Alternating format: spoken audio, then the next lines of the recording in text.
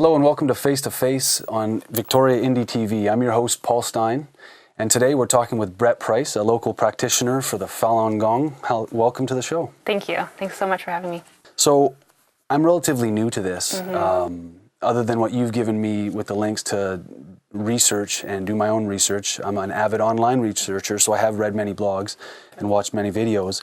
For the benefit of myself and for the viewers, could you please briefly describe what is Falun Gong and the origins, the philosophy, and things like that? Yeah, I'd be happy to. So Falun Gong is an ancient self-cultivation way. So it comes from China. Being ancient, it was passed down to just one person at a time throughout the generations. And then in 1992, it was made public so that the busy working professionals and family members can practice it for themselves. So it consists of 5 exercises and 3 principles. So the exercises, they say open energy channels, and they have an effect of really relieving stress. People get much better sleep. They find that their illnesses, even their terminal and their chronic illnesses, kind of evaporate, disappear when they start to really commit themselves to this practice.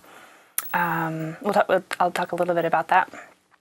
The principles are truthfulness, compassion, and tolerance. So it's very loosely organized. There's no classes, there's no sign-ups, there's no rosters. It doesn't even cost anything. There's no money that changes hands.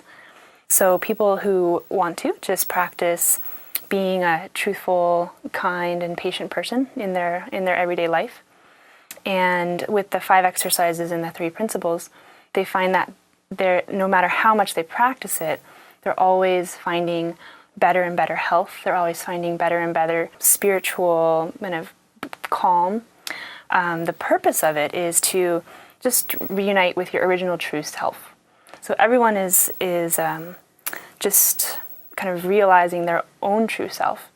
One of the beliefs that's put out in the books, as there's books that go along with the practice, is that the universe and people are essentially good. That our original true selves are truthful, kind, and compassionate and patient. So it's just about letting go of attachments, passing trials and tribulations. And this is actually an ancient science. So it's called Falun Gong. Another name for it is Falun Dafa. So it's interchangeable. Part of that is because when it was introduced to the public in 1992, Qigong was very popular. So it was presented as, which it is, a lineage of Qigong. Okay. But then throughout history, its original name was Falun Dafa. Okay. So the law wheel cultivation practice of the Great Way. Cool. So then the way being synonymous with the Tao and with the Fa, that Buddhist practice as well. So the way that we practice is just encompassed in those 3 words: truthfulness, compassion, tolerance. I think that pretty much sums up what peace is all about, really. And if we took that on a political platform or even on a global platform, we'd see a lot bigger changes in this world dramatically, like within a day, right? Within a day, yeah. Definitely. I mean, there's really it's interesting because the purpose of it is not to make change in the human world. There's no desire for power. There's never been a plea for any sort of political party or partisanship or anything like that. But anyone is free to practice it. Politicians are free. Businessmen are free to. All kinds of people. And then, think about if everybody was practicing that and understood the principles of cause and effect. Absolutely. So, like, when you do good things come. When you do bad things happen eventually. So it's also the state of your mind. If you're thinking negatively in a negative context, you tend to attract that.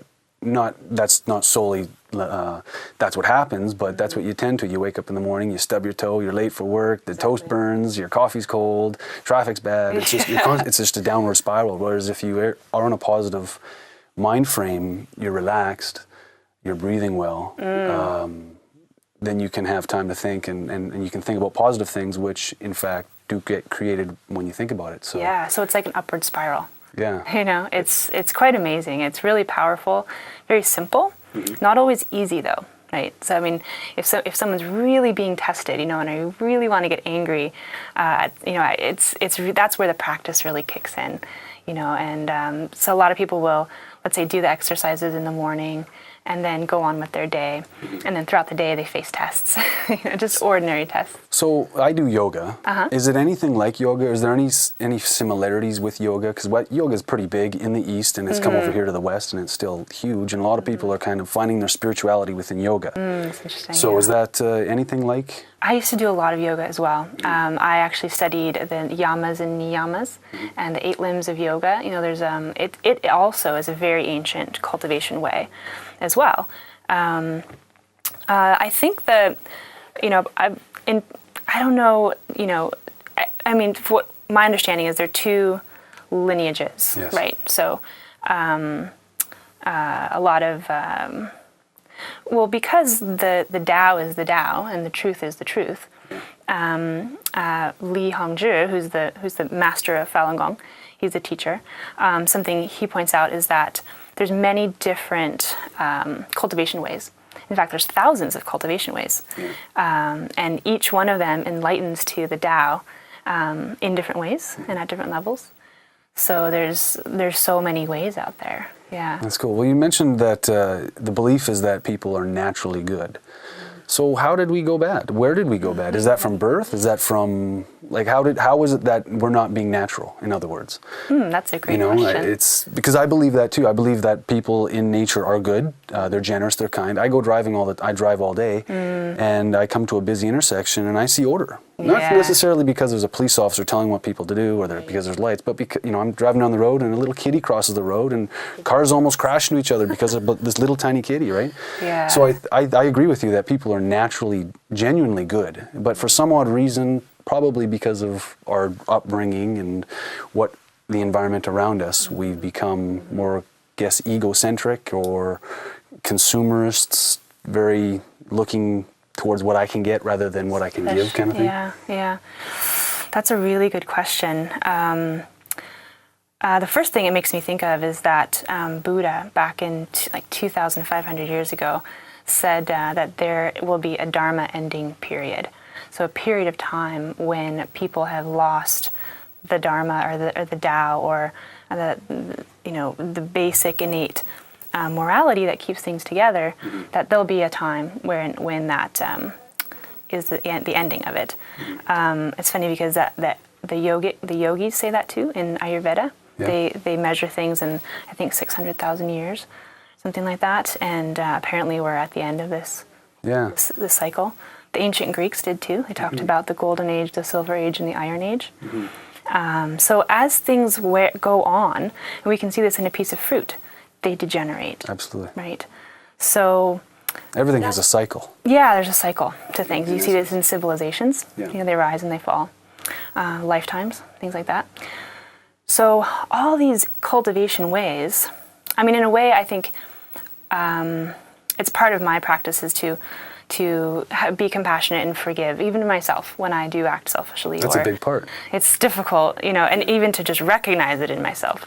But then there's a line I'm reminded of, which is to solve the fundamental issue. And my understanding is the fundamental issue is this whole cycle.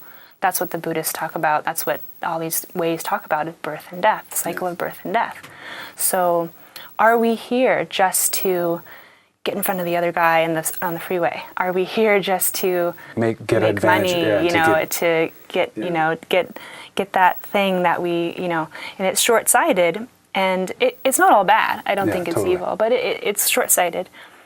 Or is there a greater purpose to why we're actually here? Yeah.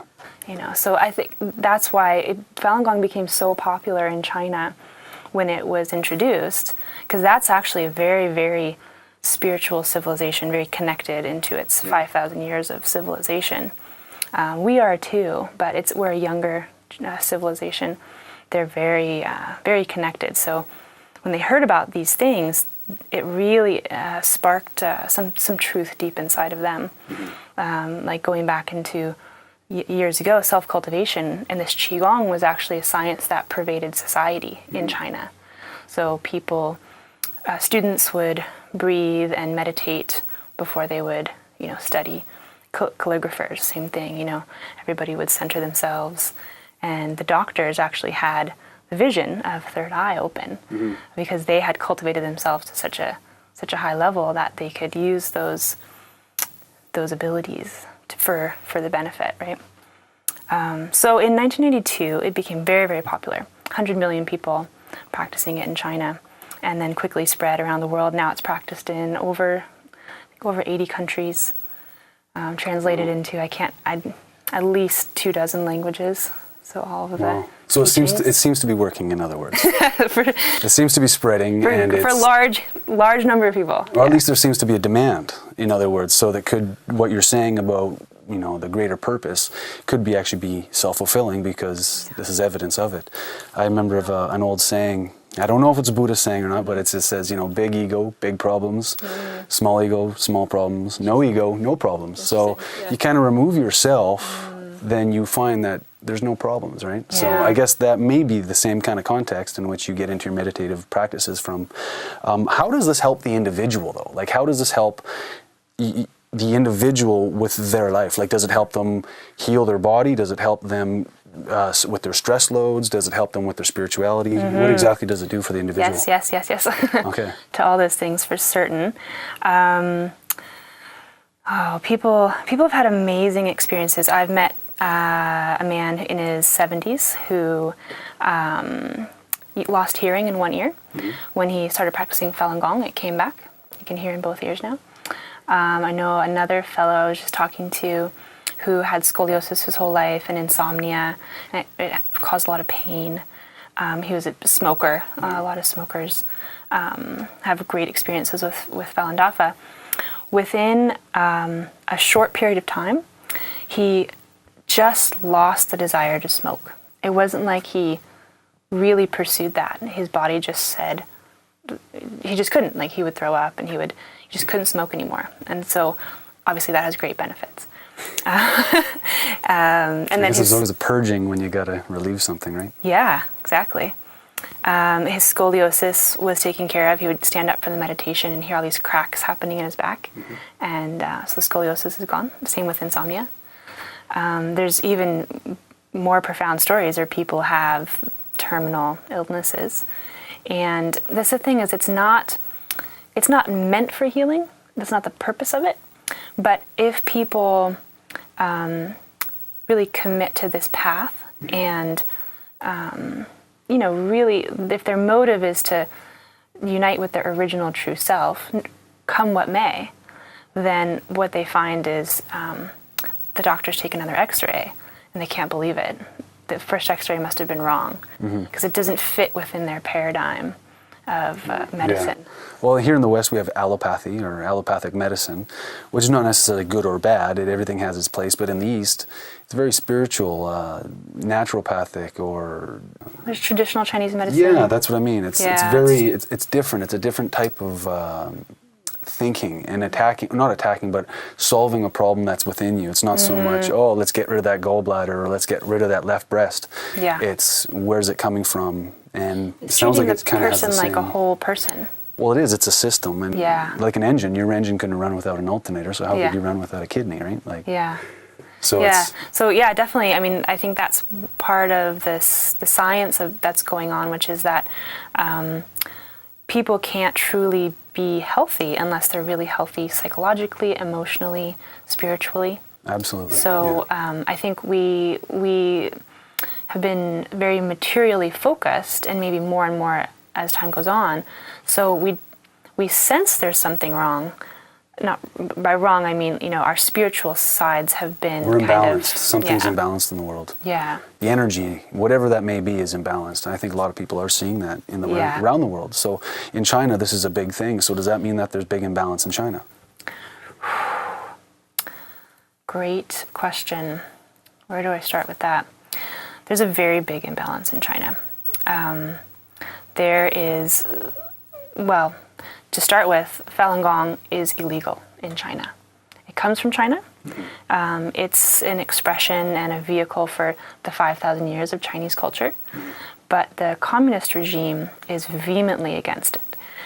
So much so that in a particular year, they devoted something like a quarter of their GDP to trying to wipe it out. And this is, I mean, it is within China, but actually each consulate around the world has orders to also carry out this this mandate to eradicate Falun Gong. So that started in 1999.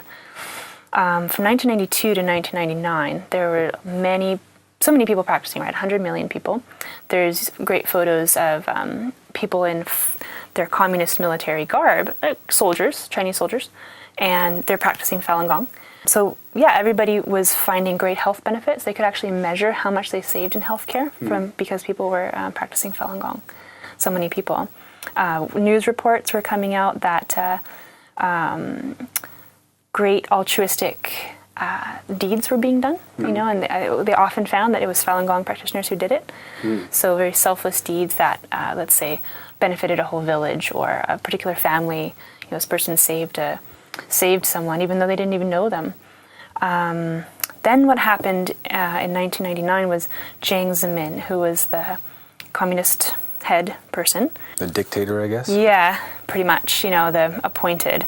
Appointed by who, though? Well, yeah. I mean, himself. It's a whole, it's definitely a regime. Yes, right? Definitely. So it's a violent, atheistic regime. And holding on to that power and making sure that nobody sees or acknowledges or especially punishes them for the deeds that they've done is kind of their top modus operandi, right? And I'll get into that a little bit later.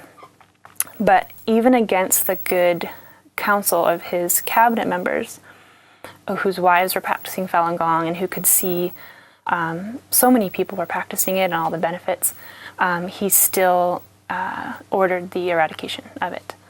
So there was a great crackdown. You see photos from beforehand when hundreds of people were in the parks just practicing it, you know.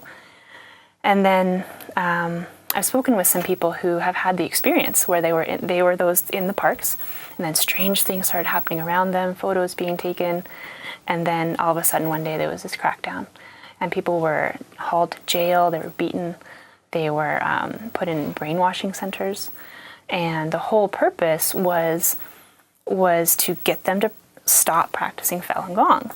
It wasn't very dangerous. We don't want you to be truthful and compassionate to people. It's very dangerous to crack down on them, right? Well, exactly. It's very strange. It is really strange. Like how much of a defense could that be? I could see if these people were grabbing arms and plotting to take over the regime. I could understand. I could kind of quasi understand taking force, but at the same time, like how threatening can this practice be? Like that's what I don't understand. Yeah, it's a very good question. It's very difficult for, I think, Westerners to understand because partly there's been a wall, kind of a media blackout, but also a very careful media campaign to keep people from knowing what's been going on, people outside China. Even inside China, every type of media, even the sitcoms on television, are written by the Communist Party or approved by them. That has changed a bit. I mean, you hear inklings of this and inklings of that, and the truth will always find a way through. But as a rule, that's how things are. So it's interesting that you mentioned that the state will produce this information, and I bet it demonizes the Falun Gong practitioners. Oh, very much so. I mean, to set 100 million people as criminals, and every spouse, every parent, every brother and sister, if you're a fellow student, if you're a teacher, you could turn in a Falun Gong practitioner and get $5,000, things like that. So the reason that can even be fathomable is because there was laid down a culture of this. I mean, it's almost like any abusive relationship. There was extreme violence and force used during the Cultural Revolution. And then when that stopped, well, it didn't really stop, right? It was just, now the threat of violence is constant. And then there's always that reminder, you know, they'll take away, somebody will just disappear one day, or they'll come back and they'll be completely emaciated in black and blue because they did something that was, they just stepped a little bit out of line. There's called the 95-5 tactic. They'll take 5% of the population, turn 95% of the population against them during the Cultural Revolution, they would actually kill all those people until they were gone. And then they had to find a different 5%. So it's this scapegoating struggle. A tenet of communism is constant struggle. I guess communism is rampant here in the West, because obviously we've got constant struggle as well. It's always that scapegoat. That's what everywhere. I see. That's what I see as a pattern. No matter really where you look. Obviously in China that's evident, but you see a pattern of pointing out the 5% and then getting public support for the 95% to carry on these acts of aggression. Like I learned in school through psychology classes that there's really 3 types of control, and that's economic control. If I take away your house, if I burn down your house, I essentially control you. If I dump your currency, then your economic collapse. There's also spiritual or mind control or religious control, in which God has told me that I am the Pharaoh and you shall listen to me, right? And the last one is physical control or coercion. Coercion is obviously the one that is most widely used. You say they turn out black and blue. Well, there's many ways. I mean, we could do a whole show on just the coercion, and the tactics that are used, and sort of just to give you an example, in Victoria here, there's a shop owner in Chinatown who I was having a conversation with. He grew up in southern China. When he was in grade 1, 2 Communist Party members came in and taught them a song about how the Communist Party loves you more than your mother and father. And when it comes down to it, you should be more loyal to the Communist Party than to your mother and father. That was grade 1, and they're singing a song about it. So it starts there, and it continues and continues. Of course, lies and coercion are wrong anywhere, but this is is really, there's unprecedented levels of it in China. And then what happens is, he's very glad that his children are growing up here. Let's just put it that way. Absolutely. So then when it comes to the persecution, people are either turning a blind eye or they're complicit with it. It goes back to the nature of the Communist Party. There's a book called The 9 Commentaries on the Communist Party that won an award from the Asian American Journalists Association. And it outlines why the Communist Party would be doing these sorts of things. Because I don't know if I completely connected the dots, so let me just let you know that. Sure, yeah. If anyone is caught with a book, Falun Gong, that explains truthfulness, compassion, tolerance, or is caught practicing a meditation practice. This is true with Buddhists and Christians as well. But the attack against Falun Gong is really surpasses any other persecution, even to the point that their people's organs are being harvested from their bodies. And the funny thing is that if somebody were to give up the practice, no more persecution. It isn't like you're labeled that way for the rest of your life. If someone signs a piece of paper that says, I won't practice Falun Gong anymore, they're completely free to go. So it's really this intense mind control where if either you're with us or you're against us, that's an important part. Absolutely, yeah. And then it's also this very violent and atheist regime where they use tactics like if a woman won't, let's say, sign this, they'll bring in her husband and he'll have to beat her. Yeah. These terrible atrocities. So what the 9 Commentaries found is that it's very cult-like.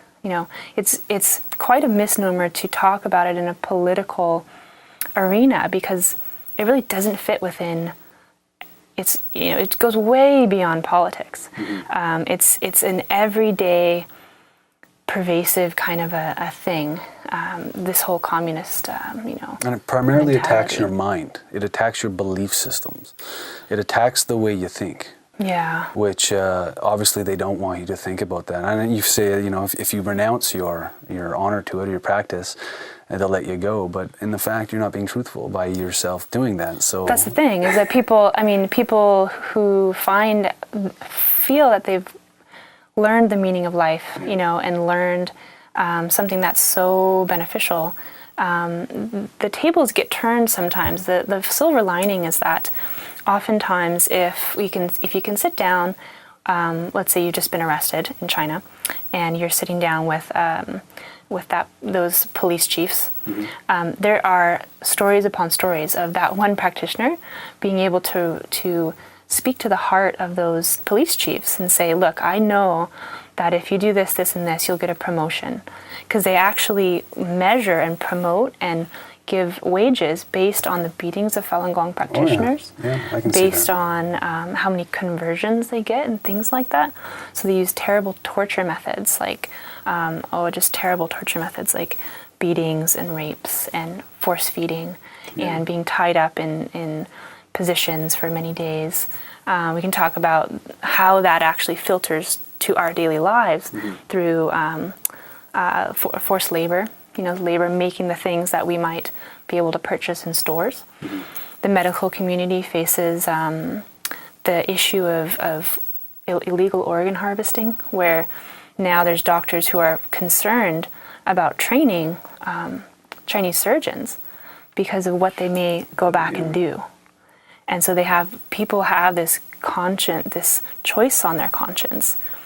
So being quiet and complicit with that, we hope, everybody hopes, I think, is not an option. Well, you don't want to rock the boat, right? You don't want to be that guy, that individual that gets taken away, that gets beat up. I think it's... there's an issue of safety. It's that whole, absolutely. And we are social beings. We like being in groups. You isolate us, and obviously you break down because that's a psychological tactic. Yeah. But there's big business involved here. There's hospitals that, like, this is, I guess it's legal. You're saying this organ harvesting is legal or it's just totally unknown, and that's where they get their organs from, and it's totally under the radar. Nobody knows. You know, that's a great question, and I brought a video to kind of lay the foundations of what's going on, and how can they even sort of get away with it, right? Okay. So maybe it's about an 8-minute video. Maybe we'll show it to the viewers. We'll show you the video.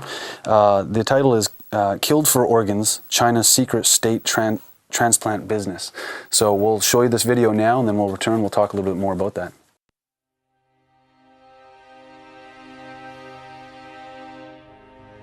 We call it a new form of evil on the world. It's never been done by any government in the past, to take a large group of its own people and say, we're going to kill you without any kind of a trial, and we're going to sell your vital organ parts. An individual from the United States or Canada, for example, could anticipate undergoing transplantation on a specified date.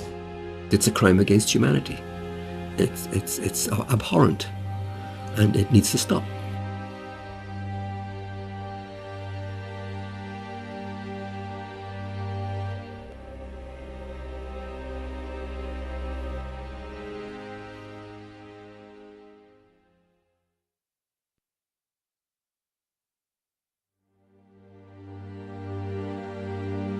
If you're going to go to China and you're going to get a liver transplant during the 3 weeks you are there, then that means someone is going to go schedule an execution, blood type and tissue type the potential executee, and have them ready to go before you need to leave.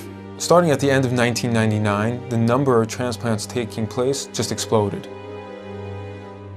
China carries out more organ transplant surgeries than any country besides the United States. But unlike other countries, China has no effective organ donation program. That's because culturally, Chinese people believe the body must stay intact even after death. China's Deputy Minister of Health, Huang Jiefu, has suggested that there are 7,000 transplants every year from the deceased, and that more than 90% come from executed prisoners. The number of criminal executions in China is classified as a state secret, but Amnesty International's estimate is about 1,700. The numbers just didn't add up. It's just too large of a discrepancy there. With only 1,700 executed criminals and no effective donation system, where do the rest of the organs come from?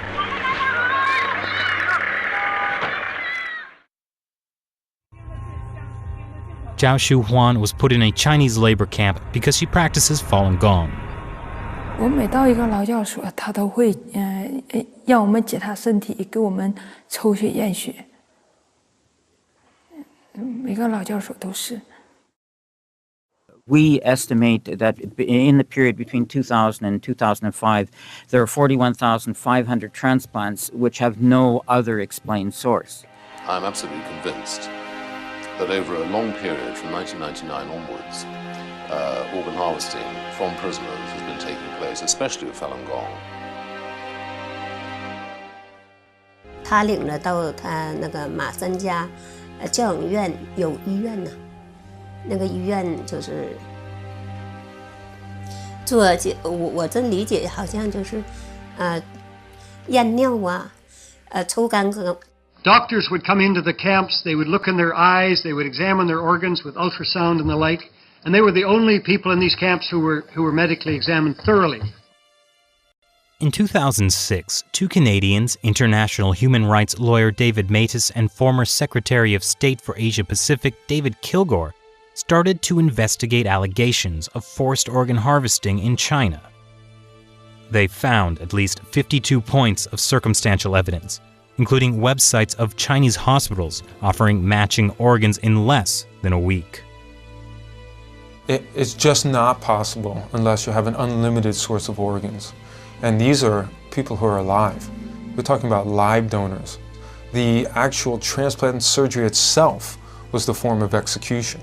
These were living people that were killed for their organs. Makes you think of some grotesque restaurant where you go in and you pick your lobster in a tank. But these are human beings we're talking about. The military is making money off of it. The hospitals are making money off of it.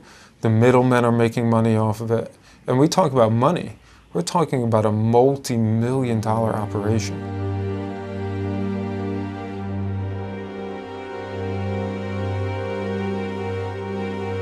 Journalist and author Ethan Gutman decided to carry out his own independent investigation. We had witnesses of disappearances, people who'd been examined and then had disappeared, busloads, entire prison wards which had been emptied out. The signs began to look like something much, much bigger. Like Tibetans and house Christians, millions of Falun Gong practitioners are being persecuted in China for their beliefs. In 1999, Communist Party leader Jiang Zemin issued orders to break them financially, ruin their reputations, and destroy them physically. Since then, thousands of Falun Gong practitioners have disappeared without a trace. What happened to the disappeared?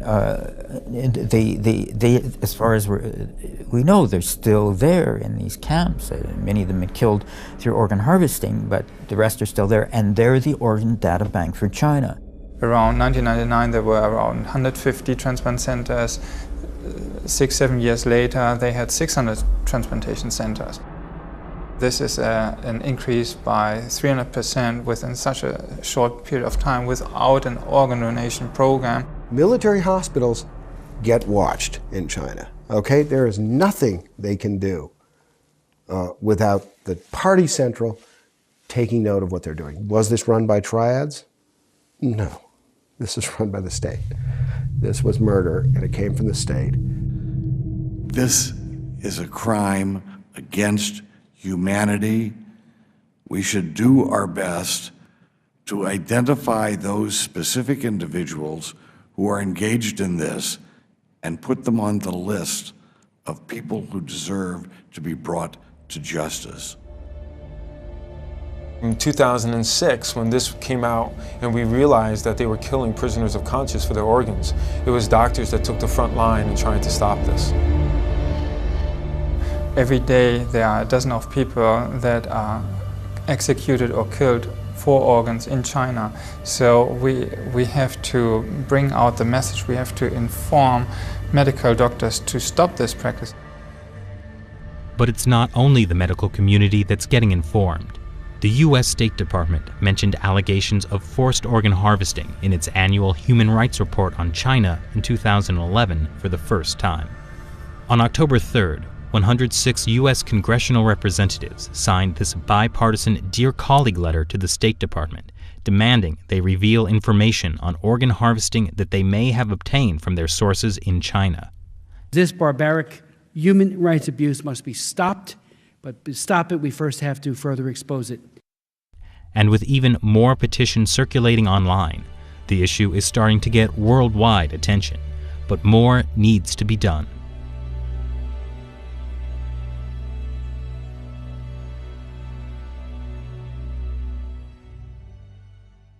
You're watching Face to Face on Victoria Indie TV. I'm Paul Stein, your host.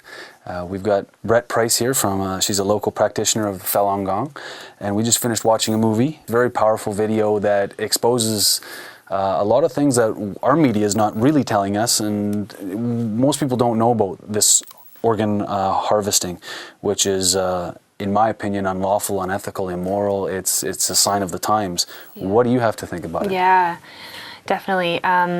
I mean, I've thought about it a lot, so I think what I think about most these days is just how to help people peacefully, help it come to an end peacefully. There's, as the video said, there's many pieces of evidence. One of the most compelling pieces of evidence I will read is phone conversations between, you saw David Kilgore and David Mattis. So these phone conversations are one of the main pieces of evidence is that this actually is going on. One of the reasons why it's not a global topic worldwide is because there's many very intelligent, good-hearted people, sometimes very highly educated people, who either they're Chinese or not, but they don't believe it's going on. Either they've been so frightened to think any differently than the Communist Party has taught them to, or they just think it's so horrific. How could that possibly be true? Because keep in mind that this is happening to the Falun Gong for a few reasons. The Falun Gong are extremely healthy, right? So not only do they not smoke, not drink, but when we do the exercises, our bodies are in excellent physical shape. So these transcripts actually are from a certified translator who posed as a caller, wanting to get Falun Gong organs, because like we heard, the normal waiting list for an organ transplant in Canada is somewhere around 32 months. In the U.S., it might be something around 24 months. In China, it's 2 weeks wait time to get an organ, like a kidney or something like that. So the phone call went like this: do you have Falun Gong organ suppliers? We used to have, yes. What about now? Yes. Can we come to select, or do you provide directly to us? We provide them to you. What about the price? We discuss after you come. How many Falun Gong suppliers under the age of 40 do you have? Quite a few. Are they male or female? Male. Now, for the male Falun Gong prisoners, how many of them do you have? 7, 8. We have at least 5 or 6 now. Are they from the countryside or from the city? Countryside. Another conversation with Dr. Liu. Could you find organs from Falun Gong practitioners? Let me tell you, we have no way to get them. It's rather difficult to get that now in Guangxi. If you cannot wait, I suggest you go to Guangzhou, because it's very easy to get the organs. They are able to look for them nationwide. As they're performing the liver transplant, they can get the kidney for you at the same time. Many places where supplies are short go to them for help. Why is it so easy for them to get it? Because they are an important institution. They contact the judicial system in the name of the whole university. They use organs from Falun Gong practitioners? Correct. And it goes on and on. So there's this understanding that Falun Gong could benefit people, but then there's this incredible abuse, right, of these healthy people.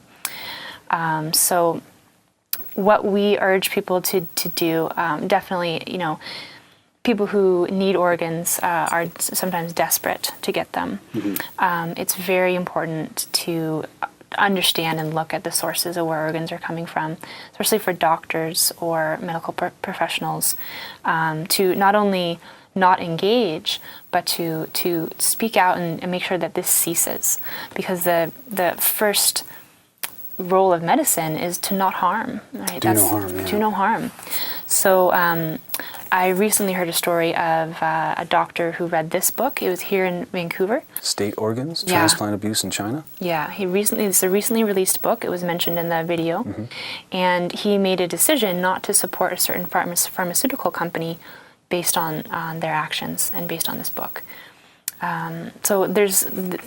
So this affects the West quite a bit. It does. Everything we do, from our purchasing power to even when it comes to getting medical treatment overseas, perhaps, that we think, hey, our medical system is bunged up, let's go over there, it might be quick and easy.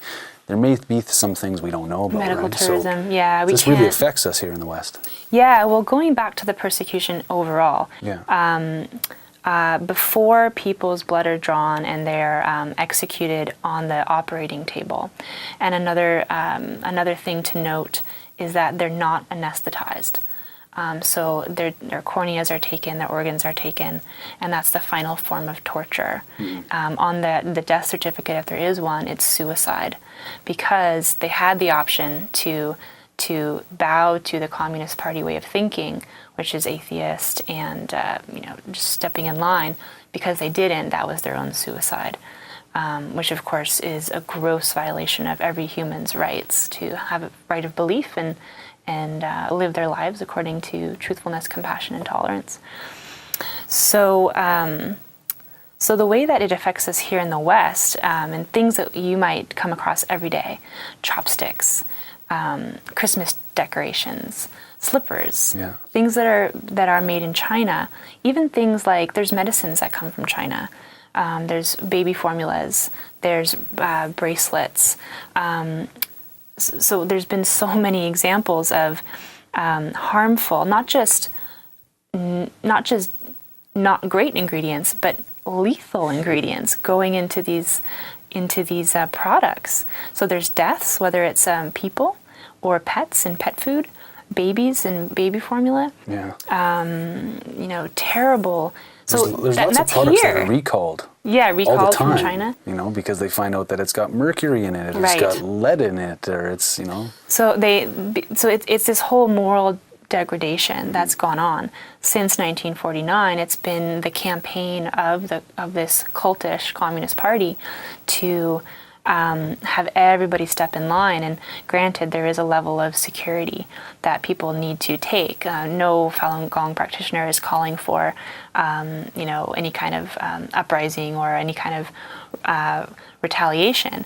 In fact, it's really interesting to note that there hasn't been a single documented case of retaliation as long as the persecution has gone on from the Falun Gong. So you can understand how terrible these crimes are. And it's pretty well known. But not a single inside China or outside China, there's not a single record of violent retaliation whatsoever. There's lawsuits around the world. There are definitely petitions and urging. There are peaceful protests. There's hopefully a blossoming of information. There's the Falun Gong practitioners were one of the ones to spearhead the breakdown of the firewall of China in terms of the internet. They actually created the code that allowed the Iranian protesters to break through the internet blockade while they were protesting as well. I forget what it's called, Free Gate, I think it's called. Just peaceful means, right, to subvert this very illegitimate power that the Communist Party has. We're talking millions of people, right? Millions of people that are persecuted, that are put in these torture camps, these labor camps, that have their organs harvested, maybe not millions, but probably hundreds of thousands. What is your opinion, basically? I guess what I'm trying to get at is, our government obviously works with their government.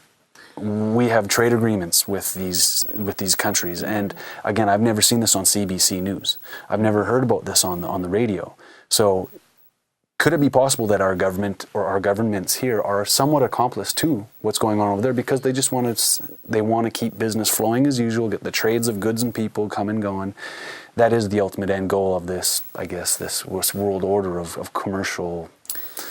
So, like, what is your opinion, and what is the local opinion of practitioners here about? Obviously, you've been to the Canadian officials. Obviously, people here are talking to our officials here. Is there any support that you're getting? Is there? Yeah, there is. I mean, definitely the end of the video said it all, where more needs to be done, right? There's no doubt about that. I don't see it, and I should just note that I'm not an official spokesperson for Falun Gong. I'm just a practitioner, a private practitioner. So I'm happy to share my opinion, my personal opinion. Is that it's not, the big picture is not a political picture, right? It's a human rights issue, and every human has a responsibility to react accordingly and not be complicit through silence. So I definitely, and everyone encourages the government, the people in the government, to do what they can with the powers that they are given. Again, more needs to be done, but a few of the things that I know have been done is a recently created Office of Religious Freedom by the Canadian government. I know that a Falun Gong practitioner was invited to that, to the roundtable discussions as it was being created. There's only about 24 people there. So for one of those, 17, I believe, 17 people at this roundtable discussion to create Canada's first Office of Religious Freedom, the fact that someone representing Falun Gong was there is positive. So is it considered a religion then? It's not incorrect to say it's a religion, but it's a spiritual path. Really, it's a practice. Yeah. It's a practice. Yeah. Most correctly, it's a practice. But because, especially in the West, we don't really have a tradition of self-cultivation. Just going into the mountain or going into the cave and just doing your thing. We don't really have that. Our traditions are religion, the organized religion of self-cultivation. So if people want to group it that way, then we don't correct them or anything like that. But you'll participate in the tools here in the West that will bring you acknowledgement and give you support in your quest, which is, of course, and we do believe in religious freedom for anybody who believes what they want to believe. So that's sort of my understanding of the government, is that on the business side as well, I think it's very difficult to completely avoid business with China. But business with China it's actually very risky. Businesses see that maybe there's some economic opportunity there. Oh, for sure. But I always liken it to the trees where I come from in Southern California. These really big old oak trees where they got this big, thick stump and they just flower into the sky. And then what happens one day is they just, boom, hit the ground. Sometimes they'll take out a house. And then you look at the inside and it's completely empty because it's been rotted on the inside. Yes. But meanwhile, the flow of this water has gone up to its branches, so it looks okay on the outside, but you don't realize that the whole inside is just rotted out. So if you pay attention to publications like the Epoch Times, GIviện in English, they're pretty much the China experts, because they're independent media and they're pretty much the only media that, inside this culture of fear and violence, that are trusted, right? So they have these amazing connections with sources inside China who will actually tell them what's really happening without fear of repercussion. So thus they are the China experts. So paying attention to the Epoch Times, you can see there's actually recently, I think out of Hong Kong, a prediction that the communist government will just collapse under its own corruption within 24 months or very soon. So actually aligning with it and doing deals with it, again, it's a matter of safety. People can't just sort of stand up and then get the hammer on their head. So one thing that's being done is over 145 million people have signed by their names that they've quit the Communist Party and they renounced the Communist Party. Because what happens is when you're young, you pledge an oath with your fist, and you pledge a blood oath to the Communist Party that you will give up your life for their goals. So what happens is when you renounce the Communist Party, that oath is broken, and then people still go on with their lives. So they still, let's say, if they're a prison guard, you still have to feed your family. You have to go on in life, and not bring this negative attention to you. Mm-hmm. So sometimes they'll even use a different name. So one thing I really encourage people to do is to go online. You can go to faluninfo.net and find that petition and join the 145 million people who have renounced the Communist Party. And that will really speak a lot. By the time, it was a major reason why Jiang Zemin began it in the first place, was the fear of so many people, the popularity of it. So it sends a really, really massive message. They're definitely paying attention to every name, and the fact that any kind of international pressure, because their whole modus operandi is not wanting to be found out, right? All this organ harvesting, the persecution. At first, even Falun Gong itself, they wanted to just keep it under the rug. Normally, with other groups, it can be 3 days, and it's finished. The whole thing, the whole group is completely finished in 3 days. With Falun Gong, it's been more than 10 years, and it's only, the tables have reversed now. Now, what I learned from the Epoch Times is that the people who have instigated the persecution, all they're doing is backpedaling to cover their tracks, right? Yeah. So that very internal squabbling and backpedaling and corruption is a very thing that will probably, I don't really know the future, but who knows? So in that sense, it definitely affects us here. Because it's a global economy. It's social media. Yeah. The other thing is the pollution and all of that, all of the crimes inflicted on the land. Air and water knows no boundaries either. So pollution starting over there will reach us here. Same with absolutely. Mental corruption and pollution. Well, it goes around the world. I know China has a lot of coal factories. I don't know if they still use primarily coal for their energy, but I know they are transferring, and I know I've heard some rumors online, and I've looked at some information online that this whole thing in Syria, this whole conflict in Syria and what's happening on the east there is really all about supplying China in the future with oil.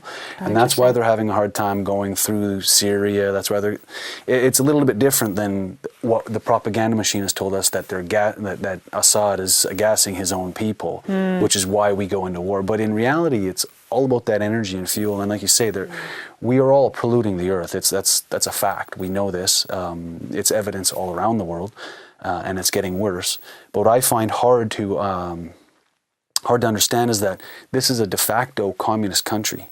De facto means of force, not de jure, not by politeness, not by majority raise their hands or vote. It's by force, and that's pretty much how they got there. So I'm all for bringing them back, allowing people to backpedal and letting it collapse within itself.